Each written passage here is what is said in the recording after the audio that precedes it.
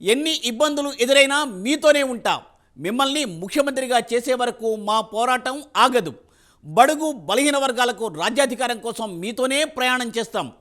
వైసీపీని గద్దె దింపడం కోసం మీకు మద్దతు పలికి తీరుతాం.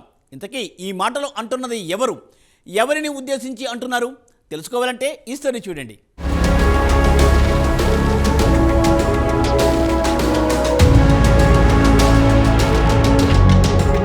తనను పచ్చ మీడియా వైసీపీ కోవర్టుగా ముద్రవేసినా నేను మీతోనే అంటున్నారు రాజకీయ దురంధరుడు కాపు సంక్షేమ సంఘం నేత చేగుండి హరిరామ జోగయ్య.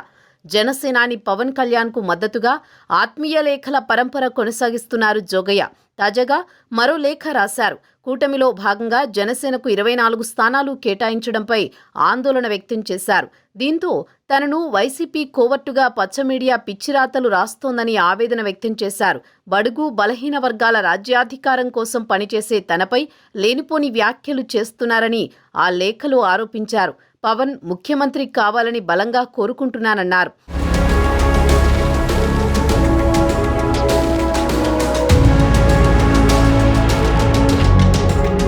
హరిరామ జోగయ్య చాలా కాలం నుంచి జనసేనాని పవన్ కళ్యాణ్కు ఆత్మీయ లేఖలు రాస్తున్నారు. మధ్యలో కూటమిలో సీట్ల పంపకం, అధికార పంపకంపై ఎన్నోసార్లు పవన్ కళ్యాణ్కు లేఖలు రాస్తూనే ఉన్నారు.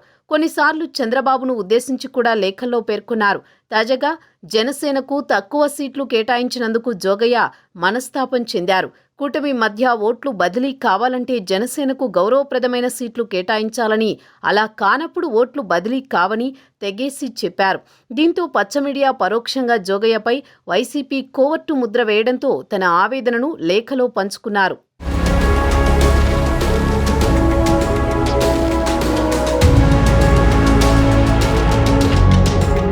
మీకు ఇష్టమైనా లేకపోయినా మిమ్మల్ని కాపాడుకోవడం నా విధిగా భావిస్తున్నామని చెప్పడంతో జోగయ్యకు పవన్ కళ్యాణ్ మీద ఉన్న అభిమానాన్ని చాటినట్లయిందని రాజకీయ విశ్లేషకులు చెబుతున్నారు. నేను చచ్చే వరకు ఇలానే ఉంటానని, బీజేపీని కూడా కూటమిలో కలుపుకుని ఆంధ్రప్రదేశ్కు వైసీపీ నుంచి విముక్తి కలిగించాలని జోగయ్య కోరుకోవడం, జన సైనికులు ఎల్లప్పుడూ మీతోనే ఉంటారని చెప్పడం ఆయనలోని నిబద్ధతకు తార్కాణంగా చూడవచ్చు. కాపు బడుగు బలహీన వర్గాల రాజ్యాధికారం కోసం కట్టుబడి ఉన్నట్లు జోగయ్య తెలిపారు. అధికార పంపకంలో పవన్కు సముచిత స్థానం లభించే వరకు మా పోరాటం కొనసాగుతుందని జోగయ్య ఆ లేఖలో వెల్లడించారు.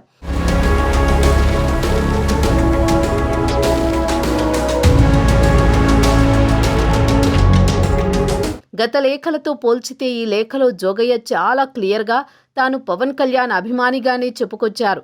కానీ రాజ్యాధికారానికి దూరంగా దశాబ్దాల తరబడి ఎదురు చూస్తున్న కాపు బడుగు బలహీన వర్గాల రాజ్యాధికారం దక్కాలనేది జోగయ్య బలమైన కోరికగా కనబడుతోంది.